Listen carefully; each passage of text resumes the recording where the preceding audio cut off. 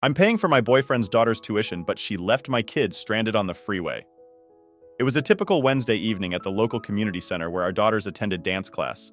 The room buzzed with the latest pop hits, a backdrop to the flurry of leotards and ballet shoes. Amidst the chaos of parents chatting and kids practicing their steps, I first noticed Tom. He was hard to miss, really. Tall, with a friendly smile that seemed permanently etched on his face. He was watching his daughter Sarah, a 17-year-old with the same easy grin. My daughter, Emily, who's 16, had been coming here for years. I'd usually drop her off and head back to pick her up after class, but that day, I decided to stay. I found a spot on the bleachers, right where I got a clear view of the dance floor. I was trying to figure out a problem at work in my head, half watching the dance routines, when Tom sat next to me. "Tough routine they're learning today, huh?" he commented, nodding toward the girls. We struck up a conversation, mostly small talk about our kids and how they were handling school. It turned out we had a lot in common. Both of us were single parents. Me, divorced for 5 years from a man who turned out to be less than reliable, and Tom, a widower who lost his wife to illness 3 years back. There was a kind of ease in talking to him, probably because we both understood the trials of raising a teenager alone. As weeks turned into months, our casual chats became a routine. We'd share coffee after dance class, sometimes even dinner with the kids. I learned that Tom worked in IT and had flexible hours, which allowed him to spend a lot of time with Sarah. Meanwhile, I was juggling my job at a marketing firm with being a mom, which meant lots of late nights and even more takeout dinners. One chilly evening in November, over cups of steaming hot chocolate, Tom brought up the idea of moving in together. "It might be good for the girls," he suggested. "They seem to get along, and it could be easier on us too, financially speaking." I was taken aback at first. It was a big step, but the more I thought about it, the more it made sense. Both our leases were up for renewal, and the girls did seem to enjoy each other's company. At least there were no complaints. Deciding to move in together was one thing. Actually, doing it was another. We spent weeks looking for the right place, somewhere close to both their schools and our jobs. We finally settled on a house that was a bit of a fixer-upper, but spacious, and in a great neighborhood. The move itself was chaotic. Boxes everywhere, furniture that didn't fit, and a never-ending list of things that needed fixing. But it was ours, and it felt like a fresh start. The girls each picked their rooms and were excited about decorating them. Sarah's room quickly filled with posters of her favorite bands and a shelf for all her dance trophies. Emily, on the other hand, chose a quieter setup, with lots of books and a small desk where she could draw. Watching them make their spaces their own, I felt a sense of accomplishment. Maybe this was going to work out after all. Our first dinner together in the new house was a makeshift affair. Pizza on paper plates because the kitchen was still a mess. We sat on the living room floor, laughing and sharing stories about our first disastrous cooking attempts. It was nice, feeling like a family, even if it was a bit unconventional. But as the days turned into weeks, it became clear that blending our families was going to be more challenging than I'd thought. Emily and Sarah were polite to each other, but there was a tension that hadn't been there before. Simple things like whose turn it was to choose the movie or disagreements over chores started to create friction. Living together as a newly blended family had its share of daily ups and downs. While the mornings often started off well enough, with Tom whipping up his famous pancakes and bacon, the evenings were a different story. As the novelty of our new living arrangement began to wear off, the reality set in with all its complexities. Tom was a hands-on dad, always trying to balance fairness with fun. He had this way of turning chores into games, which worked wonders for Sarah, but didn't always click with Emily. My approach was a bit more structured, leaning on routine to keep things running smoothly, especially with my hectic work schedule. These differing styles occasionally clashed, particularly when it came to enforcing house rules. Homework time was often a battleground. Sarah, ever the procrastinator, needed constant nudges to get started, while Emily preferred to dive right in after school. I found myself mediating more than I'd expected, trying to support Tom's more lenient approach while still holding onto my own principles about schoolwork and responsibilities. Dinner times were our attempt at bonding, a moment to come together and share our day's experiences. I tried to keep things light, often encouraging the girls to talk about the good parts of their day. Some evenings it worked beautifully, with laughter and stories filling the air. Other nights you could cut the tension with a knife, especially if the day had included a squabble over something as trivial as what show to watch or whose turn it was to do the dishes. One particular evening stands out when I tried to introduce a new rule: no phones at the dinner table. The idea was to encourage more face-to-face interaction, but it didn't go over well. Sarah thought it was draconian, and even Emily, usually the rule follower, saw it as an overstep. Tom backed me up, but I could tell he was conflicted, wanting to support me but not wanting to upset his daughter. Our weekends were supposed to be our time to relax and enjoy family outings. We planned trips to the local park, movie nights, and even a couple of barbecue evenings with neighbors. These activities were hit or miss. Sometimes the girls would get along famously, laughing and joking like sisters. Other times they'd barely speak to each other, each sticking to their phone or bringing a friend along as a buffer. Tom and I tried to give them space, not forcing the issue of bonding. We hoped that over time they'd find common ground without our interference. But as weeks turned into months, it seemed the divide only grew deeper. It was during one of our Saturday outings to a local museum that I realized the full extent of the tension. Emily was interested in the art exhibits, lingering over paintings and sculptures, while Sarah rushed through, more interested in the gift shop than the art. The day ended with a petty argument over which restaurant to go to for lunch, each girl insisting on a different place, neither willing to compromise. Despite these challenges, there were moments of genuine connection. I remember a rainy Sunday when the power went out. With no TV or internet, we ended up playing board games by candlelight. It was perhaps one of the few times I saw the girls laughing together, the competitive spirit of the game bringing out a camaraderie that was rare for them. Tom and I exchanged relieved smiles across the game board, hopeful that maybe this was a turning point. As winter approached, the holidays added another layer of complexity. Both girls had traditions they held dear, and Tom and I were determined to honor them all. We blended our holiday decorations, a mix of Emily's love for classic red and green and Sarah's preference for modern silver and blue. We planned a menu that included both families' favorite dishes for Christmas dinner, and the girls helped cook, which turned out to be a surprisingly peaceful activity. However, the stress of the season also brought new pressures. Buying gifts became a contentious issue, with each girl feeling the other was getting favored. I tried to keep things equal, but with Emily noticing every slight discrepancy, it was an uphill battle. The culmination of this tension was on Christmas Eve, when after opening their gifts, an argument broke out over a video game console Tom had bought for them to share. Emily thought it was unfair that it would stay in the living room, Sarah's territory, rather than her room. As the new year rolled in, I reflected on our first few months together. It hadn't been easy, and there were days I questioned our decision to blend our families this way. But then there were moments, fleeting as they were, where it felt like everything might just work out. These moments were what I clung to during the tougher times. I knew that if this family experiment was going to succeed, it would require patience, a lot of deep breaths, and probably a few more board games by candlelight. As I looked at Tom, who was always ready with a hopeful smile, I felt a resolve to keep trying. After all, family isn't just about the good times. It's about working through the tough ones together, too. The K-pop concert was supposed to be a breakthrough, a chance for the girls to bond over something they both loved. It had been Emily's idea originally. She'd been a fan for years.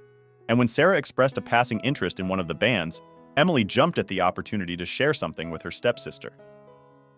The excitement started building weeks in advance. The girls spent evenings scrolling through music videos and band interviews, deciding on outfits that matched the band's style. I watched them from the kitchen, quietly hopeful as they laughed together, debating which songs the band would play. Tom was just as optimistic, glad to see a genuine connection forming. The day of the concert, they were buzzing with energy. Sarah had just gotten her driver's license, and Tom, thinking it a good step toward responsibility, suggested she drive them to the venue. I was nervous about it, but he assured me it would be fine. "It's only half an hour away, and it's a straight shot on the highway," he reasoned. After some back and forth, I agreed, handing over the keys to my car with a stern reminder about safety. They left mid-afternoon, a flurry of giggles and excitement. Tom and I waved them off from the driveway, then retreated inside, both of us feeling a mix of relief and apprehension.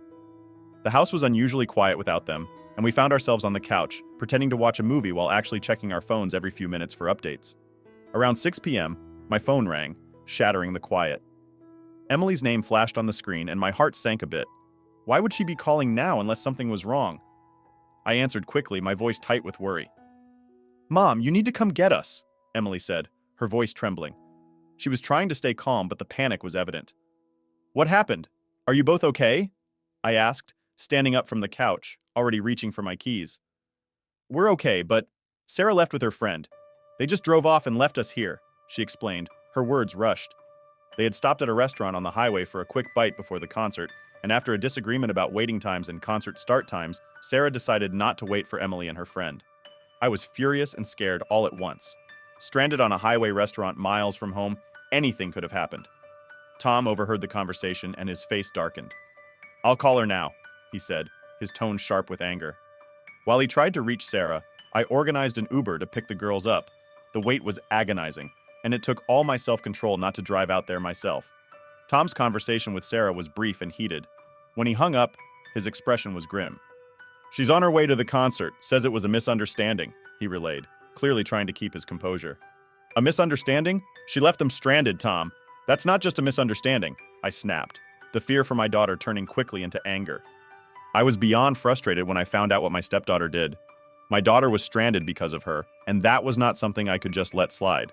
So I called my stepdaughter to figure out what the hell was going on. When I finally got a hold of her, I didn't expect the conversation to go perfectly, but I didn't expect her to hang up on me either.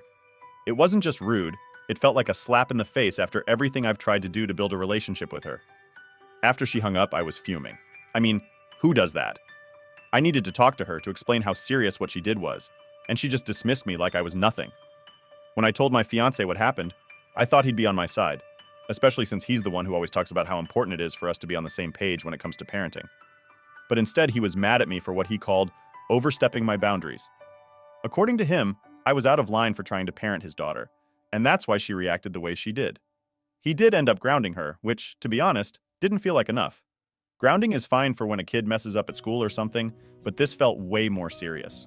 My daughter could have been in real danger because of her actions, and a few days without her phone just didn't seem like it matched the seriousness of the situation. But when I tried to talk to my fiancé about it, he didn't agree. He kept saying things like, "She's just a kid," and "kids do dumb stuff," as if that somehow made it okay. I tried to explain that while kids do make mistakes, they also need to learn from them, especially when those mistakes put someone else at risk. But he wasn't having it. He seemed more focused on making sure his daughter didn't feel too bad than on teaching her a lesson about responsibility. It really felt like he was downplaying what happened, and I couldn't just sit back and let that slide. That's when I decided that I wasn't going to keep paying for my stepdaughter's dance classes. I've been covering those costs for a while now because my fiancé's work hours have been cut and his ex doesn't pitch in financially. But after what happened, I told him that I wasn't going to keep paying unless they both started taking the situation more seriously. I didn't feel like I was being unreasonable.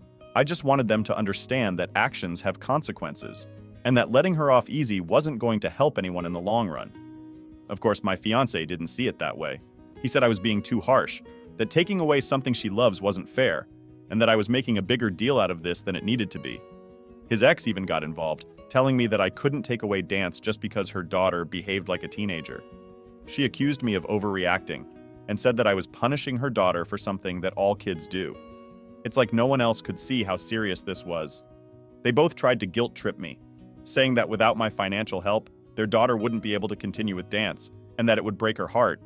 They even pointed out that they can't afford it on their own, and now they're struggling to pay for her school too, since my fiancé's hours have been cut for almost a year now. I get that things are tight, but I'm not about to reward bad behavior by just going along with things like nothing happened. But here's the thing, I don't think it's cruel to expect some level of accountability. It's not like I'm saying she can never dance again, just that she needs to understand the severity of what she did before she goes back to something she loves. Right now, it feels like they're all just brushing this off, and I'm the only one who's seeing how serious this could have been. My daughter's safety was put at risk, and that's not something I can just ignore. My fiancé keeps saying that grounding her is enough, and that I need to back off and let him handle it. But I'm not sure he's handling it at all. If grounding her was actually teaching her something, maybe I'd feel differently. But right now it just seems like a slap on the wrist. And the more they argue with me about this, the more I feel like they're missing the point entirely. So now, I'm stuck in this awkward position where I feel like the bad guy. His ex is mad at me, my fiancé is frustrated, and my stepdaughter probably hates me right now. But I'm standing my ground because I don't want to send the message that what she did is okay. If that makes me the asshole, then so be it. But I'd rather be the asshole who stood up for my daughter's safety than the one who just let this all slide. What really bothers me is that this is making me question everything. Am I being too harsh? Should I just let this go? Or am I right to want some real consequences for what happened? It's hard to know where the line is sometimes, especially when you're not the biological parent. But I can't shake the feeling that if we don't address this now, it's just going to lead to bigger problems down the road. I want to be supportive of my fiancé and his daughter, but not at the expense of my own daughter's well-being. And right now, it feels like they're asking me to choose between standing up for what I believe is right and keeping the peace in our family. It's a tough spot to be in, and I'm not sure what the best move is. But one thing I do know is that I can't just pretend like everything is fine when it's not. Update 1. So I just found out some more information that kind of adds a new layer to this whole mess. Turns out part of the reason this situation even happened is because my daughter's friend is the ex-girlfriend of my stepdaughter's friend's current boyfriend. Yeah, it's as complicated as it sounds, and apparently there's been some drama and tension between them because of that. I guess there's been some quarreling and high school drama going on, and that might have fueled what my stepdaughter did. But honestly, I'm not sure if that really changes anything for me. Like, I get that teenagers can get caught up in their feelings and act out, but I still can't shake the feeling that what my stepdaughter did was completely out of line. Here's the thing. Even if there was drama, and even if my stepdaughter felt like she needed to take her friend's side or whatever, it doesn't justify putting my daughter in a potentially dangerous situation. I mean, that's what this all boils down to for me. We're not just talking about some petty argument or a bit of name-calling. We're talking about a decision that could have had real consequences. And that's why I'm still so upset. I've been going over this in my head since I found out, trying to figure out if maybe I'm being too harsh or if I'm missing something here. But the more I think about it, the more I feel like my stepdaughter needs to understand that what she did wasn't just teenage stuff. It was irresponsible and reckless. And if we just brush it off as normal high school drama, what kind of message does that send? I also get that there's a lot of pressure on kids these days, and that relationships can feel like the end-all be-all when you're a teenager. But that's exactly why it's so important for her to learn now that there are certain lines you just don't cross no matter what drama's going on. My daughter shouldn't have been dragged into this mess just because of some stupid feud between her friend and my stepdaughter's friend's boyfriend's ex. It's just ridiculous. My fiancé, though, seems to think this new information somehow makes everything less serious. He's still stuck on the whole kids do dumb stuff angle and thinks that now that we know the backstory, we should cut my stepdaughter some slack. He said more than once that she was just trying to be a good friend and that her intentions weren't bad. But intentions don't really matter to me in this case. Actions do. And her actions were completely out of line. I'm not saying she's a bad kid or that she doesn't deserve to have friends or anything like that, but she does need to understand that her actions have consequences, and those consequences don't just disappear because there's some teenage drama involved. If anything, this should be a wake-up call for her to realize that she needs to think before she acts, especially when other people's safety is on the line. Now, I'm even more convinced that grounding her isn't enough. If anything, it feels like we're giving her a free pass to keep acting out whenever she feels like it, as long as she thinks she's doing it for a friend. And that's just not okay with me. My fiancé keeps telling me that I need to back off and let him handle it, but I'm finding it harder and harder to just stand by and watch while he lets her off the hook. I'm also worried about the message this is sending to my daughter. She's the one who got caught in the middle of this whole mess, and now it feels like her feelings and safety are being overlooked because of some teenage drama that she had nothing to do with. I don't want her to feel like her well-being is less important than keeping the peace with my stepdaughter. That's not fair to her, and it's not something I'm willing to accept. At this point, I've decided that I'm not going to change my stance on the dance classes. I know my fiancé and his ex are going to be mad, but I feel like this is the only way to make it clear that what happened wasn't okay. I'm not doing this to be cruel or to punish my stepdaughter for the sake of it. I'm doing it because I feel like it's the only way to make sure she understands how serious this is. Maybe I am being too harsh. Maybe I'm letting my anger get the best of me. But I can't just sit back and pretend like this didn't happen or that it doesn't matter. It does matter. And if that makes me the bad guy in this situation, then I guess that's just how it's going to be. I'd rather be the bad guy who stands up for what's right than the one who lets something like this slide. I'm still going to support my fiancé and his daughter in other ways, but I'm drawing the line here. Until they both start taking this more seriously, I'm not going to pay for dance classes, and I'm not going to apologize for that.